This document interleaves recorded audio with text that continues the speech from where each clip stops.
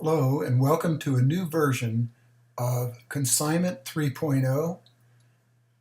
This is a new application that was based on the original one that is now being revised over a 20-year span, so this has a lot of history. I want to give you some background on using this application. If you think of this application as a point-of-sale application, you're not in the right application.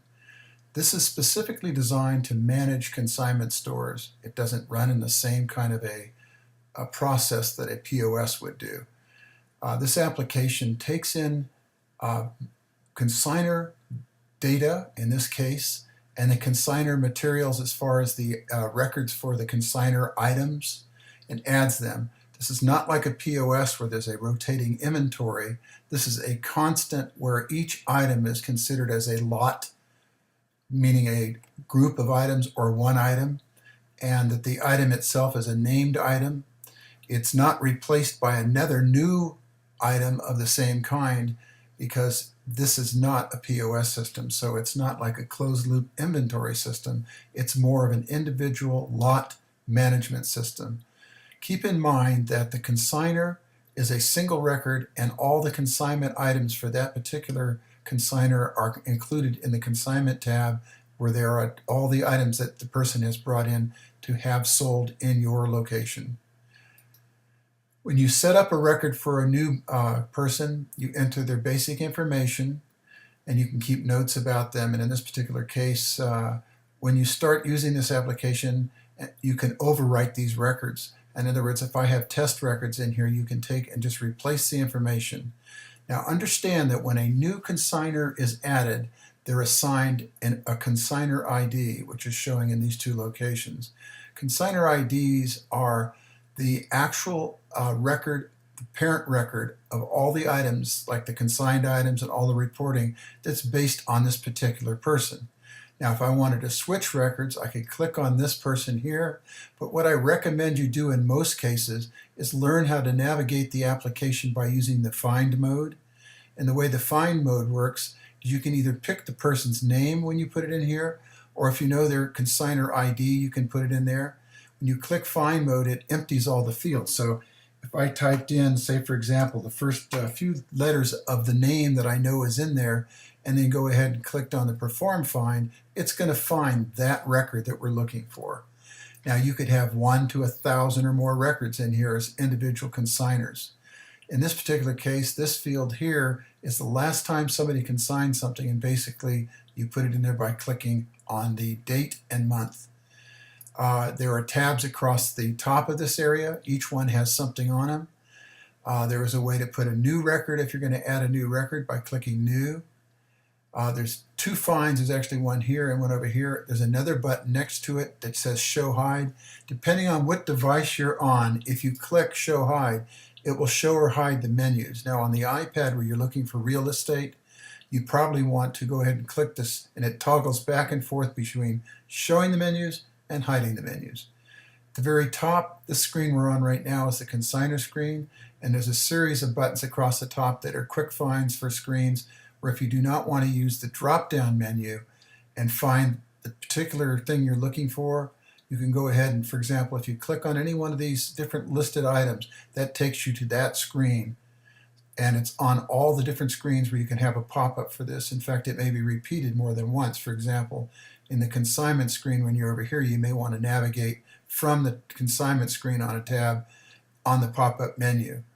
It's a very quick way to navigate around the system.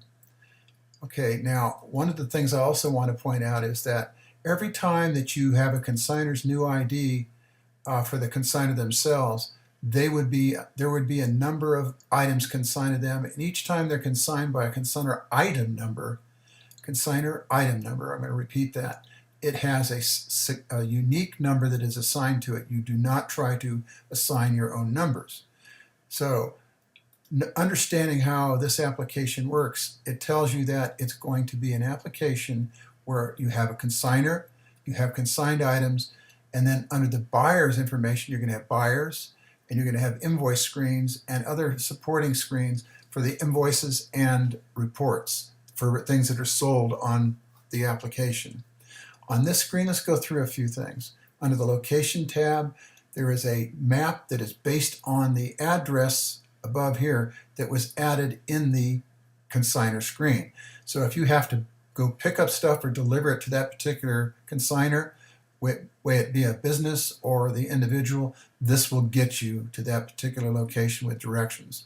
You can get directions from one place to the other, or you can save these. If you're logged in, if you sign in, you can save these items as far as maps that go to different places.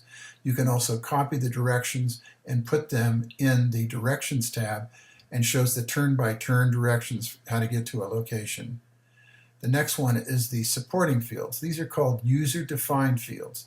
In the top field, say for example, somebody asked for a particular item and they want it, if it comes into the consignment store. This is true of these, or it could be any one of the other things that you may want to put that is unique to this particular client.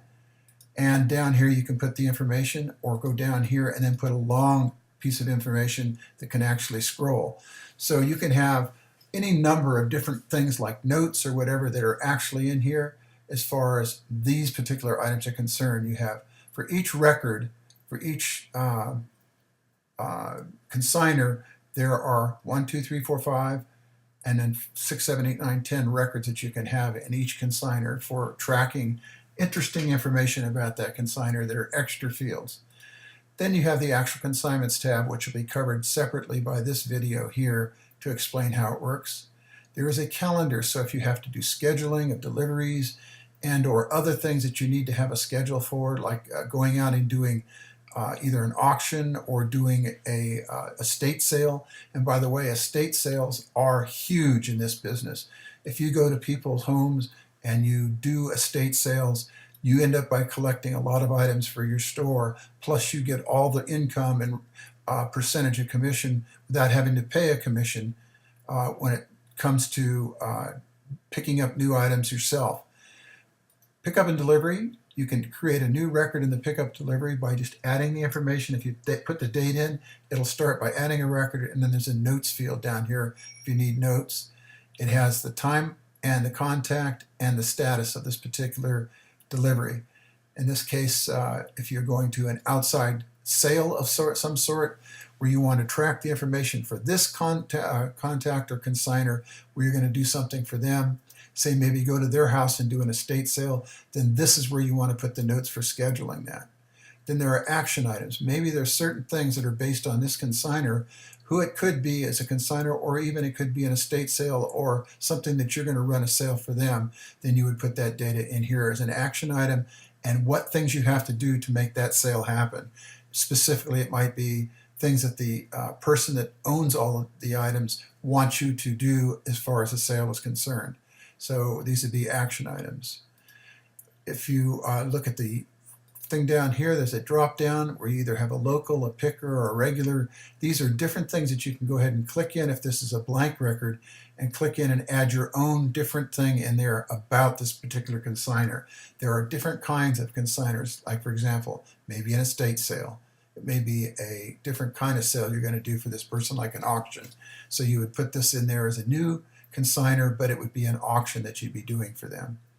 At the top of the screen, there's also these items up here where they got a consignor report, a buyer's report, and employee report. Now, under the employees portion of this application, if you have employees, you can schedule them to things like doing auctions, doing sales, or working in your own store.